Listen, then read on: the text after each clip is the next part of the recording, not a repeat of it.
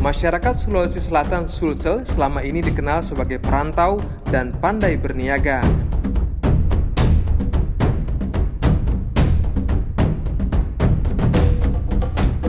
Menelusuri sudut-sudut Sulsel akan membawa kita pada kekayaan budaya, adat, hingga aroma harum hidangan khasnya.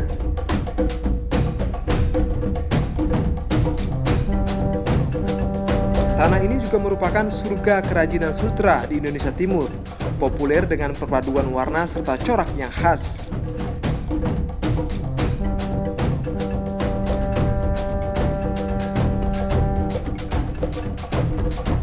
Kini kita bergeser ke Kabupaten Wajo. Beribu kota Sengkang, Wajo terbagi menjadi 14 wilayah kecamatan dengan keanekaragaman cagar budaya dan adat istiadatnya yang masih terjaga. Kota Sengkang berjarak 250 km dari pusat kota Makassar, Sulawesi Selatan. Nama yang belum cukup akrab di telinga. Dibutuhkan waktu sekitar 5 jam perjalanan darat untuk mencapai Sengkang. Pemandangan berlatar belakang gunung akan menyambut siapapun yang berkunjung.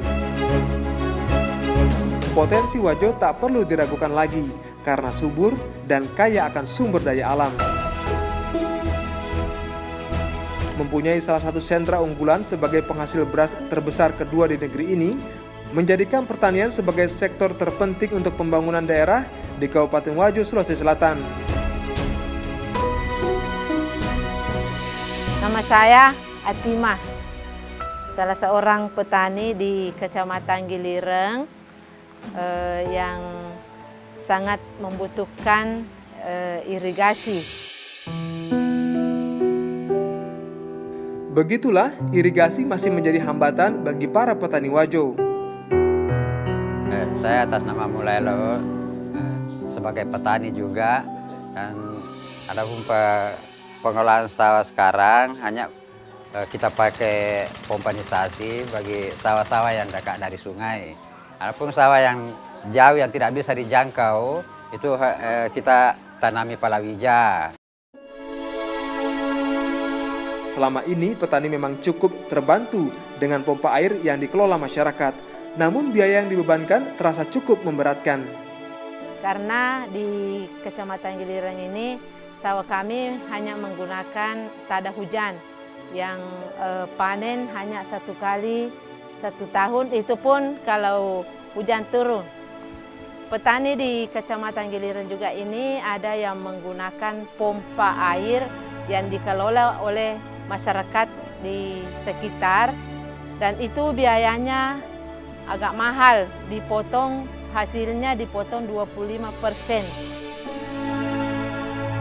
Warga berharap pembangunan irigasi di Desa Arajang, Kecamatan Gilireng yang berjarak 45 km dari Kota Pindrang akan mencukupi kebutuhan petani akan air.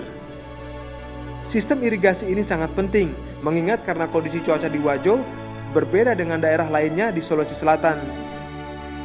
Dan ada pun perbandingan antara pompanisasi dengan irigasi itu jauh beda, Bu.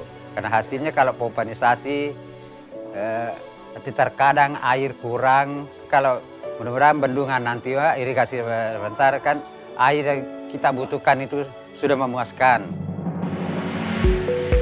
Untuk mendorong percepatan pembangunan irigasi di Desa Arajang, pemerintah melalui Balai Besar Wilayah Sungai Pompengan Jeneberang, Kementerian PUPR, membangun bendungan Paseloreng.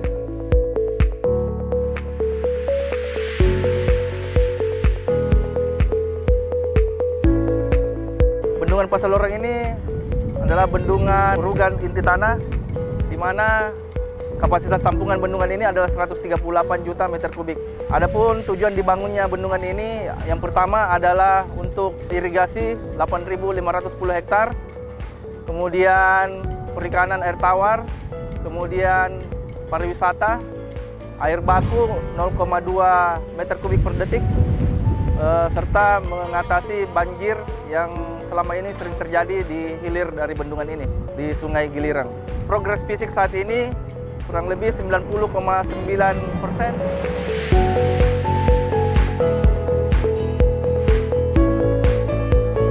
Pembangunan bendungan Pasir Loreng seiring dengan harapan masyarakat petani mendambakan hasil panen yang meningkat. Kami dari petani di Kecamatan Gilirang ini memohon kepada pemerintah agar bisa membangun irigasi untuk masyarakat di sini agar bisa memudahkan dan juga bisa meningkatkan hasil daripada sawah-sawah yang ada di Kecamatan Gilirang ini. Sangat penting, masyarakat sangat membutuhkan irigasi ini dan sangat mengharapkan dari pemerintah agar irigasi ini dapat terrealisasi secepatnya.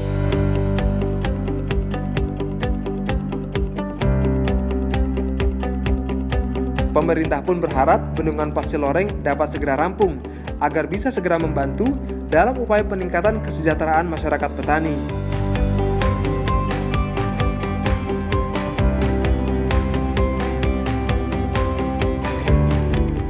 Bendungan Pasir Loreng ini merupakan program lama terhadap bagaimana membutuhkan pelayanan air ke masyarakat dengan infrastruktur keturunan. Jadi salah satunya adalah dengan membangun bendungan Pasir Loreng. Bendungan Pasir Loreng ini mulai dibangun sejak tahun 2015 dan kita harapkan tahun ini bisa kita selesaikan. Jadi harapan kami bagaimana kondisi masyarakat bisa bermanfaatkan dan bagaimana juga pemerintah daerah bisa membantu masyarakat di dalam upaya peningkatan ekonomi masyarakat untuk mesejahterakan dengan difasilitasi adanya bendungan Pasir Loreng di kemudian hari.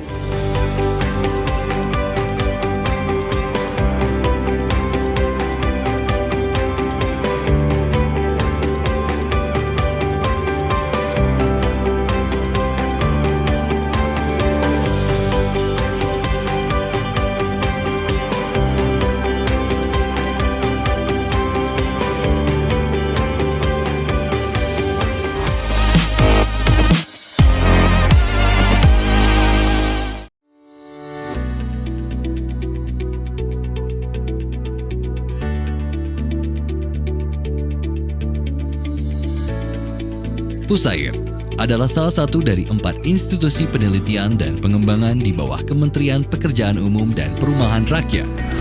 Kampus Pusat Pusair terletak di Jalan Insinyur Haji Juanda nomor 139 Bandung, Indonesia.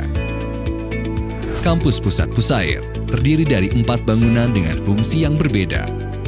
Bangunan utama berfungsi melaksanakan pengelolaan yang terbagi menjadi 4 tata bidang. Selain bangunan utama, terdapat 3 balai penunjang dengan laboratorium khusus yang terdiri dari Balai Hidrologi dan Tata Air,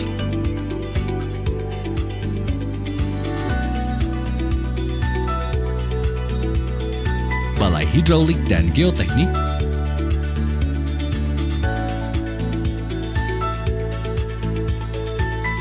serta Balai Lingkungan Keairan.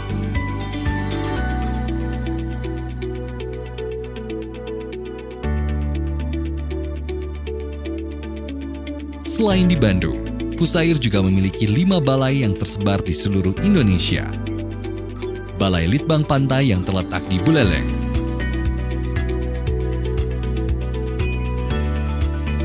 Balai Litbang Rawa yang terletak di Banjarmasin,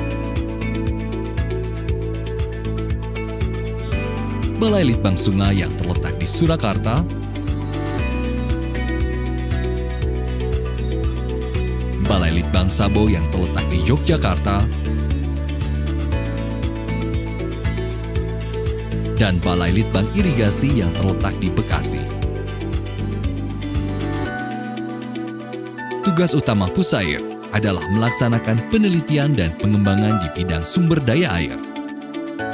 Fungsi Pusair adalah melaksanakan implementasi teknologi, uji laboratorium dan lapangan, evaluasi, standar dan pedoman, kerjasama, dan pengelolaan dan edukasi. Pusair menghasilkan produk unggulan dalam bidang sumber daya air yang digunakan oleh pemerintah, perusahaan, dan masyarakat untuk meningkatkan kualitas hidup. Produk unggulan Pusair 2017 adalah cleaning saluran irigasi yang memberikan efisiensi terhadap saluran irigasi. Saboda mikromodular yang mengurangi angkutan sedimen dari darat ke sungai. Blok beton terkunci yang berfungsi sebagai pelindung struktur terhadap gerusan air. Pusair selalu berdedikasi sebagai pionir pembangunan sumber daya air untuk kesejahteraan bangsa Indonesia yang bersinergi dengan agenda prioritas Nawacita.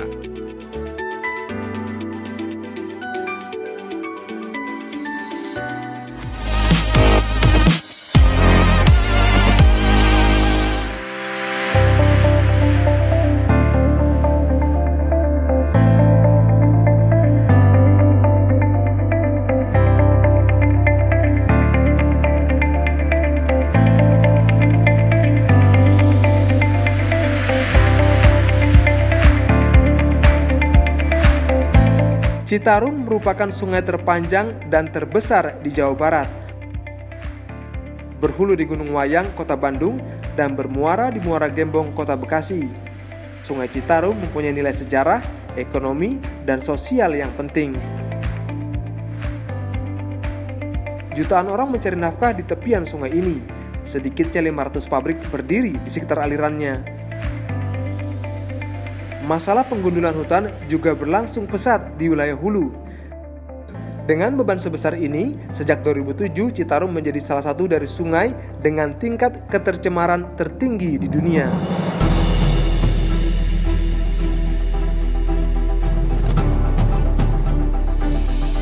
Di dalam masalah yang terjadi di Sungai Citarum itu ada dua masalah besar yang perlu kita benahi. Pertama adalah masalah pencemaran air, kemudian masalah banjir.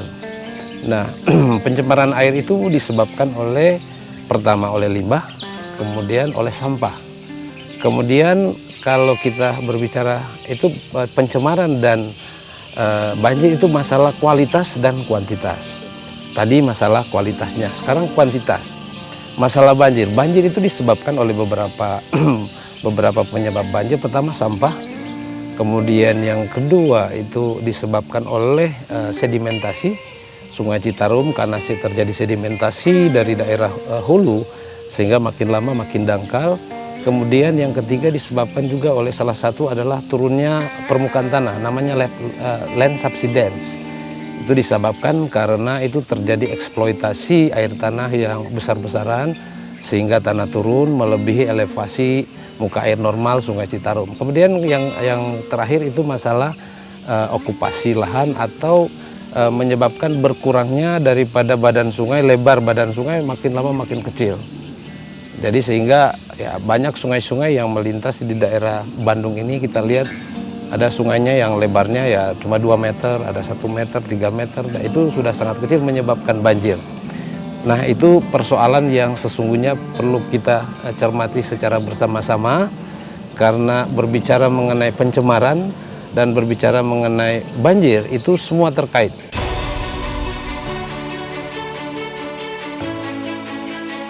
Secara geografis, wilayah Sungai Citarum memiliki 12 wilayah administrasi dengan luas hampir 12.000 km.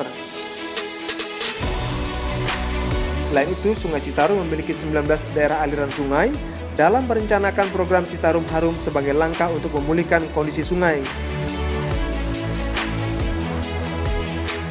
Dalam program tersebut, secara sinergis dan terintegrasi, melibatkan semua unsur pemerintahan, tak terkecuali Kementerian Pekerjaan Umum dan Perumahan Rakyat (PUPR) melalui Balai Besar Wilayah Sungai Citarum, serta unsur TNI bekerja sama menangani beberapa ruas Sungai Citarum yang terbagi menjadi 23 sektor. Masing-masing pemangku kepentingan melakukan berbagai upaya penanganan setiap sektor yang ditanganinya, termasuk merangkul komunitas penggiat lingkungan. Semua bergerak dengan satu misi, mempercepat pengendalian pencemaran dan kerusakan daerah aliran Sungai Citarum. Penanganan lahan kritis yang berada di hulu Sungai Citarum menjadi prioritas pertama, tepatnya di daerah Petajen yang luasnya mencapai kurang lebih 8.000 hektar. Penanganan dilakukan dengan menyiapkan bibit berkualitas baik, sehingga bibit dapat tumbuh dengan sempurna.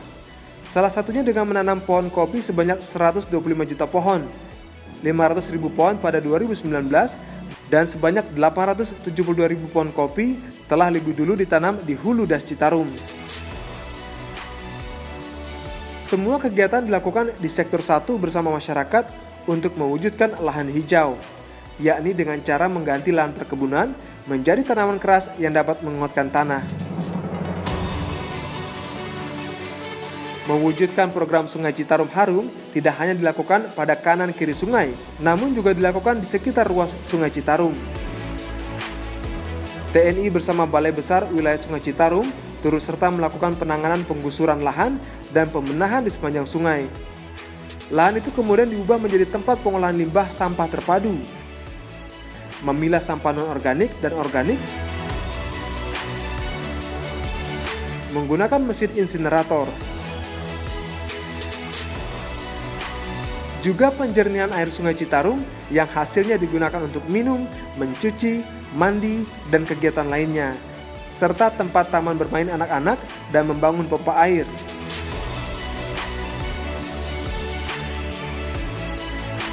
Salah satu upaya pendekatan ke masyarakat yang dilakukan Balai Besar Wilayah Sungai Citarum dengan merangkul beberapa komunitas pecinta alam, salah satunya Bening Saguling Foundation. Pusat Pendidikan Pemberdayaan Masyarakat berbasis pelestarian Sungai Citarum, tempat berkumpulnya relawan komunitas dalam maupun luar negeri.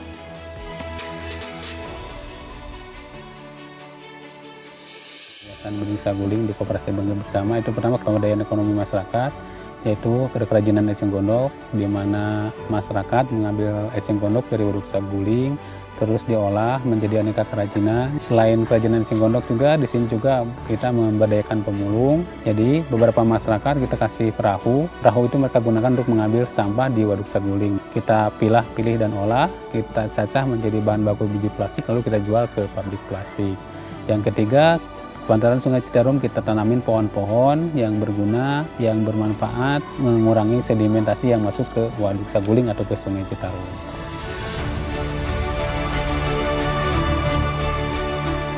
My name is Laura Renzetti. I came from France. So I'm here as a volunteer, and I was sent by the association Concordia in France. That is in cooperation with a local association called Great Indonesia. So here we are here for 3 months, and our project is about learning about the Indonesian culture, about learning bahasa, and to help the local people with the garbage management, about helping with all the projects with the Citarum River. We also have the crafting with the water hyacinth that we need to collect with boat in the river.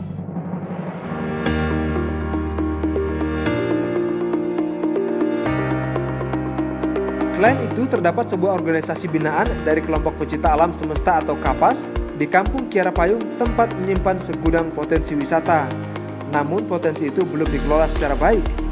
Akses jalan yang sulit untuk dilalui membuat salah satu potensi wisata Situ Cimehmal tak begitu dikenal oleh banyak orang. Walaupun belum dikelola secara resmi, tetapi tetap dirawat oleh masyarakat sekitar yang tergabung dalam kelompok pengelola Situ Cimehmal atau HPLC. Yang dilaksanakan oleh komunitas, salah satunya yaitu konservasi, pembersihan atau perawatan di wilayah situ itu sendiri. Terus terkait dengan penataan atau kebersihan di alur sungainya itu sendiri yang ke bawahnya ini. Kan awalnya ini dari mulai Situ Cimehmal, turun ke aliran Sungai Cikadu, langsung turun ke Citalutug, dari Citalutug turun ke Cisangkuy, baru masuk Citarum. Ada 3 sumber mata air di Situ Cimehmal, diantaranya mata air Balong Mandor, Cikahuripan, dan Kadal Meteng. Dengan hadirnya 3 mata air, situ tidak akan mengalami kekeringan pada musim kemarau. Di Situ Cimehmal, pengunjung dapat melihat pemandangan betapa kokohnya Gunung Malabar dengan varian flora dan fauna yang dimilikinya. Pelestarian Sungai Citarum itu harus berbasis pemberdayaan masyarakat. Jadi masyarakat harus dilibatkan. Masyarakat jangan menjadi seorang objek saja, tapi masyarakat harus menjadi sebagai subjek. sebagai subjek dan sebagai objek. Jadi mereka harus dilibatkan. Mereka biar tahu, mereka biar merasa memiliki bahwa sungai ini bukan milik pemerintah, tapi sungai ini adalah milik mereka. Jadikan sungai itu adalah sebagai peradaban, kebudayaan, dan potensi untuk memberdayakan kita. Dan lestarikan sungai itu dengan konsep memberdayakan masyarakatnya di sekitar sungai. Dengan demikian akan terjadi keberlangsungan pelestarian itu sistem pemberdayaan.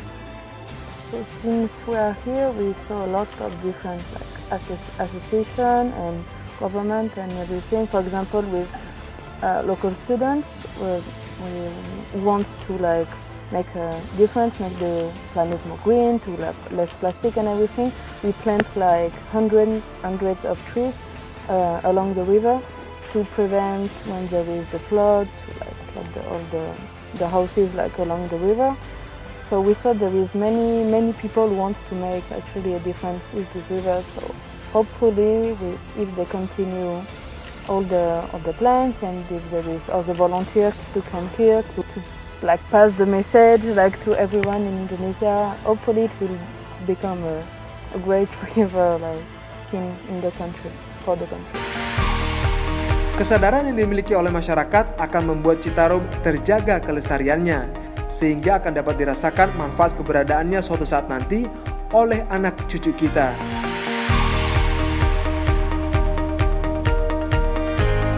Kendala utama itu masalah air minum.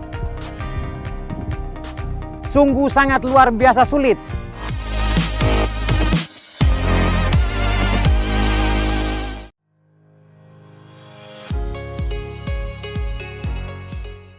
Pembangunan infrastruktur merupakan salah satu aspek penting yang menjadi prioritas pembangunan nasional. Kementerian Pekerjaan Umum dan Perumahan Rakyat sebagai tulang punggung dalam pembangunan infrastruktur tentu perlu didukung sumber daya manusia yang mampu menghadapi tantangan global dan revolusi industri 4.0. Melalui peran pengembangan Badan Sumber Daya Manusia, Kementerian Pekerjaan Umum dan Perumahan Rakyat terus mengembangkan dan mencetak SDM berkompeten.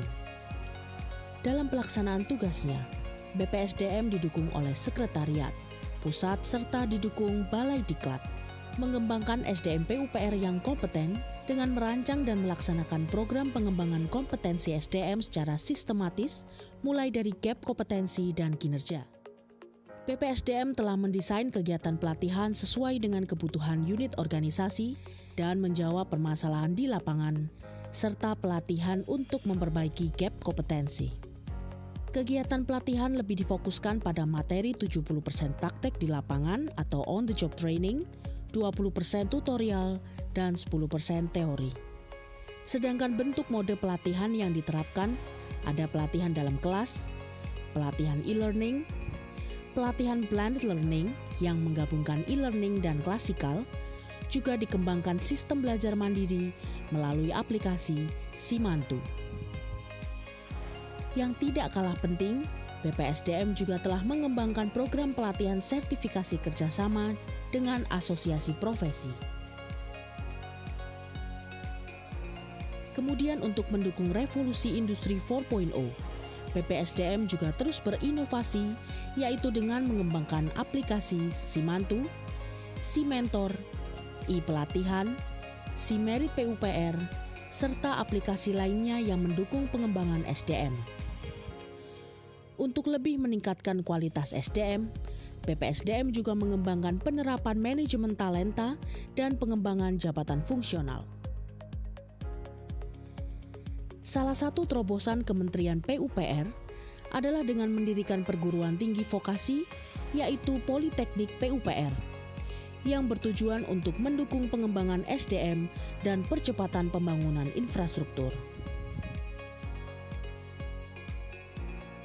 Sebagai motor pembangunan infrastruktur, SDM Kementerian PUPR haruslah unggul, profesional, dan handal dalam menghadapi tantangan ke depan.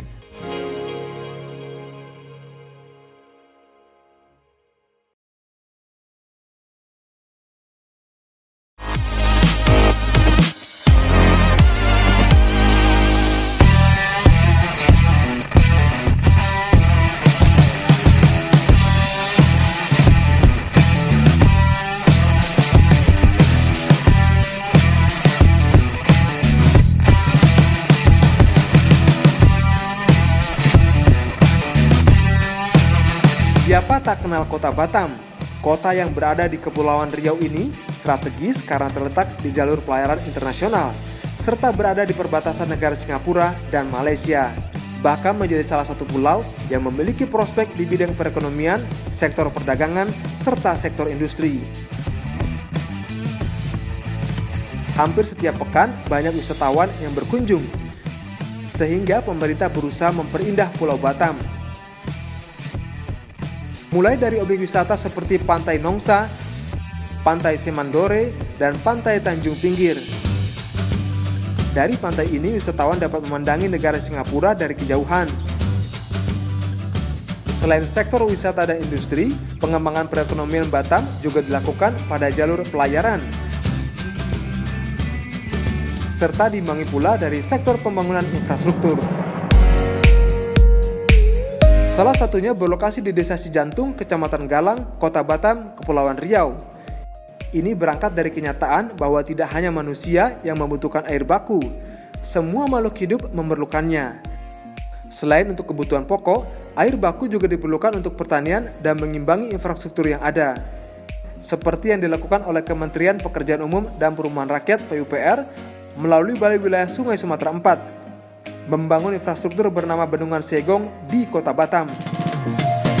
Bendungan Segong satu-satunya bendungan muara atau estuary dam yang termasuk dalam nawacita pembangunan 65 bendungan periode 2015-2019. Ya, ini waduk Segong seluas 355 hektar yang akan bisa menampung kurang lebih 11 juta meter kubik air yang nantinya akan digunakan untuk air baku baik di Galang, di Rempang maupun utamanya di Kota Batam yang masih kekurangan. Jadi kita harapkan ini akan selesai. Kalau rencana itu pada akhir 2018, tapi tadi kita berbincang di sana bisa maju kurang lebih nanti pertengahan tahun depan itu sudah selesai ini. Dan dengan selesainya ini kita harapkan kekurangan air baku yang ada di Batam, di Kota Batam bisa disuplai, bisa diselesaikan. Bendungan yang menelan biaya Rp238 miliar ini akan menambah pasokan air baku bagi Kota Batam yang sebelumnya hanya mengandalkan air hujan saja. Bendungan ini masuk ke dalam program strategis pada masa pemerintahan Joko Widodo. Sangat mendukung sekali dengan adanya pembangunan Waduk Segong ini, karena dulunya memang di sini salah satu kendala utama itu masalah air minum. Sungguh sangat luar biasa sulit, karena di saat-saat musim kemarau kita kesulitan sekali untuk mendatangkan air ini. Adapun Bendungan Segong ini dibangun mulai pada tahun 2015 akhir, yaitu bulan November 2015 dan selesai bulan Desember 2018. Adapun bangunan Segong ini bentangnya adalah 300 meter dari bukit tumpuan kiri ke tumpuan kanan. Kemudian elevasinya berada pada elevasi plus 12. Bendungan Segong memiliki luas area genangan 356 hektar dengan volume tampung air sebanyak 12 juta meter kubik dan kapasitas 400 liter per detik. Namun setelah terisi, Bendungan Segong ini tidak serta-merta dapat langsung digunakan karena pertemuan antara air tawar dan Sungai Gong dan air asin dari Laut Cina Selatan mengakibatkan air menjadi payau, sehingga harus melalui proses desalinasi air.